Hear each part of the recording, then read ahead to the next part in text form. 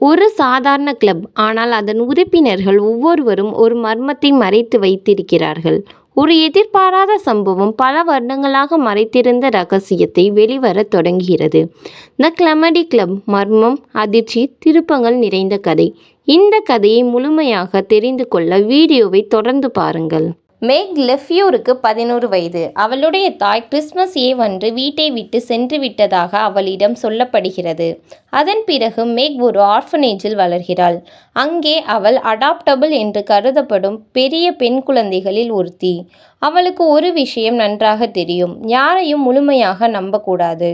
அவளுடைய வாழ்க்கையில் அன்பு குறைவு, பாதுகாப்பு குறைவு, ஆனால் அவளுடைய மன உறுதி மட்டும் குறையவில்லை. அவள் தொடர்ந்து தன்னைத்தானே காப்பாற்றிக் கொள்ள கற்றுக்கொள்கிறாள். இதற்கிடையே ப்ரீடி ஹல்ஹம் ஆக்ஸ்போர்ட் நகரத்திற்கு வருகிறாள். அவள் திருமணமாகாத பெண். அவளுடைய குடும்பம் மிசிசிப்பி டெல்டா பகுதியில் பொருளாதார நெருக்கடியில் சிக்கியுள்ளது. அதனால் ப்ரீடி தனது பணக்கார சகோதரியை அணுகி உதவி கேட்க முடிவு செய்கிறாள்.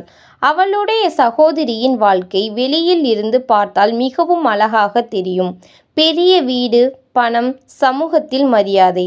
ஆனால் ப்ரீடி மெதுவாக ஒரு அதிர்ச்சியான உண்மையை கண்டுபிடிக்கின்றாள்: அந்த அழகான வாழ்க்கையில் பின்னர் பொய்களும் பிரச்சனைகளும் நிறைந்திருக்கின்றன.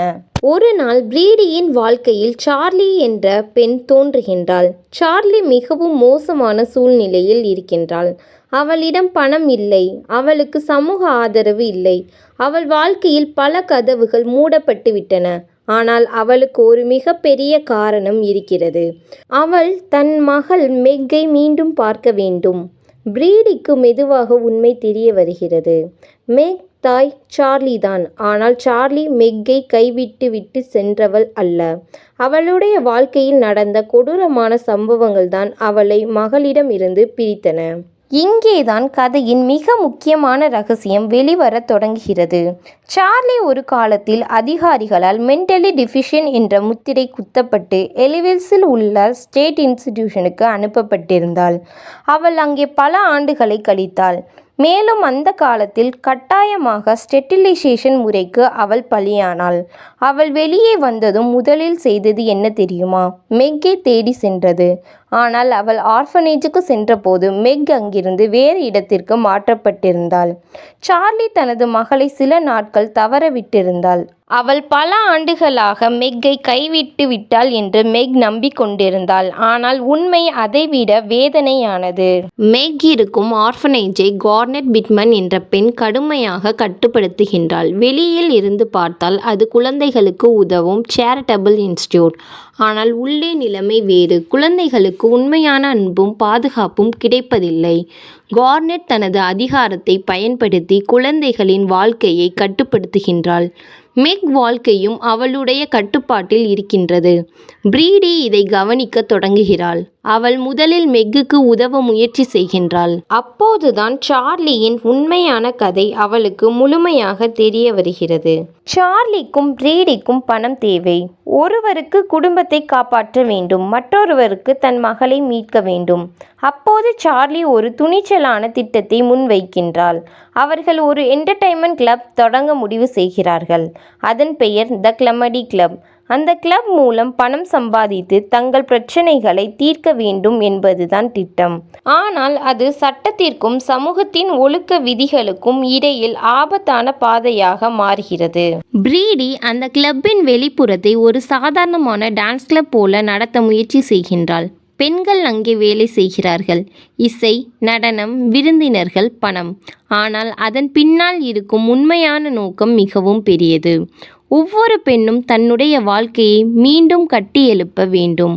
அவர்கள் அனைவரும் சமூகத்தில் குறைந்து மதிப்பிட்டவர்கள். ஆனால் இப்போது அவர்கள் ஒன்றாக நிற்கிறார்கள். அதனால்தான் கிளமெடி கிளப் என்பது ஒரு கிளப்பின் பெயர் மட்டுமல்ல, அது அவர்களுடைய போராட்டத்தின் அடையாளமாக மாறுகிறது. ஆனால் எல்லாம் திட்டமிட்டபடி நடக்கவில்லை. அவர்களை சுற்றி சந்தேகங்கள் அதிகரிக்கின்றன. சட்டம், சமூகத்தின் அழுத்தம், கார்னெட் மற்றும் மக்கை மீண்டும் ஆர்ஃபனேஜுக்கு அழைத்து செல்ல முயற்சிக்கும் மனிதர்கள். பிரீடிக்கு ஒரு பெரிய பயம் வருகிறது. நம் பணம் சம்பாதிக்க முடியாமல் போனால். அதைவிட பெரிய பயம் மக்கை மீண்டும் இழந்துவிட்டால். முதலில் கிளப் வெற்றி பெறுமா என்று தெரியவில்லை.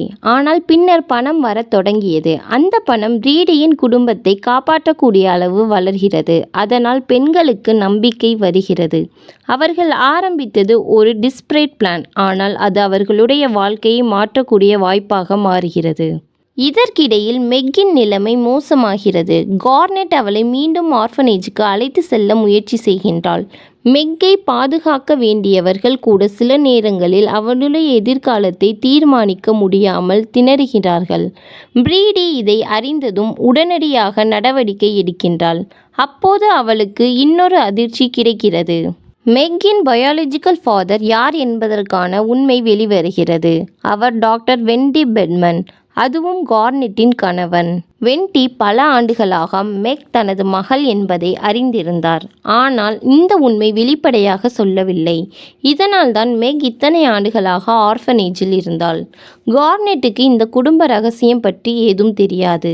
இந்த உண்மை வெளிவந்ததும் கார்னெட்டின் அதிகாரம் குலையத் தொடங்குகிறது. அவள் உருவாக்கிய பொய்களின் உலகம் மெதுவாக உடைகிறது. இப்போது முக்கியமான கேள்வி ஒன்று மட்டுமே. மெக் யாருடன் இருப்பாள்? கார்னெட் அவளை மீண்டும் ஆர்ஃபனேஜுக்கு கொண்டு வர முயற்சி செய்கின்றாள்.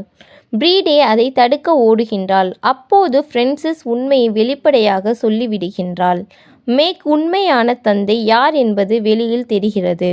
வெல்டி இறுதியாக உண்மையை ஒப்புக்கொள்கின்றார். அதன் மூலம் கார்னெட்டின் அதிகாரம் பெரிதும் சிதைகிறது. இப்போது பல ஆண்டுகளாக காத்திருந்த அந்த தருணம் வருகிறது. சார்லி தனது மகளை அழைத்து செல்ல வருகிறாள். மெக் இன்னும் தன் தாய் தன்னை விட்டு சென்று விட்டாள் என்ற எண்ணத்தில்தான் இருக்கின்றாள். ஆனால் அவள் காரில் இருந்து இறங்கும் சார்லியை பார்க்கின்றாள். ஒரு நொடிக்கு அவளால் நம்ப முடியவில்லை. பின்னர் சார்லி அவளை அழைத்து செல்கின்றாள். அந்த கணத்தில் மக்குக்கு உண்மை புரிகிறது. என் அம்மா என்னை கைவிடவில்லை.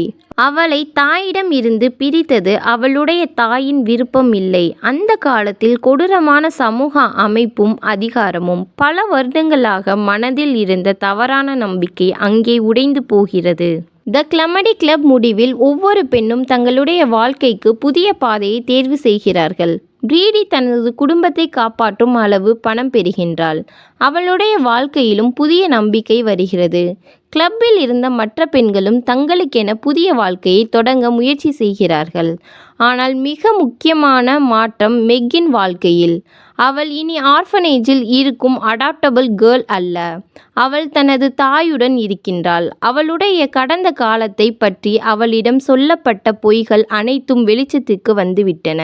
சார்லி மற்றும் மெக் மிசிஃபிலியை விட்டு புதிய வாழ்க்கையை நோக்கி செல்கிறார்கள். இந்த கதை ஒரு மிஸ்ட்ரி அல்லது அட்வென்ச்சர் மட்டுமல்ல. இது 3 விஷயங்களை பற்றி பேசுகிறது. பெண்களின் சுதந்திரம், நட்பு மற்றும் சகோதரத்துவம். எவ்வளவு மோசமான சூழ்நிலை வந்தாலும் மீண்டும் வாழ்க்கையை கட்டி எழுப்பும் மன உறுதி. சில நேரங்களில் வாழ்க்கை நமக்கு தேர்வு செய்யும் வாய்ப்பை கொடுக்காது.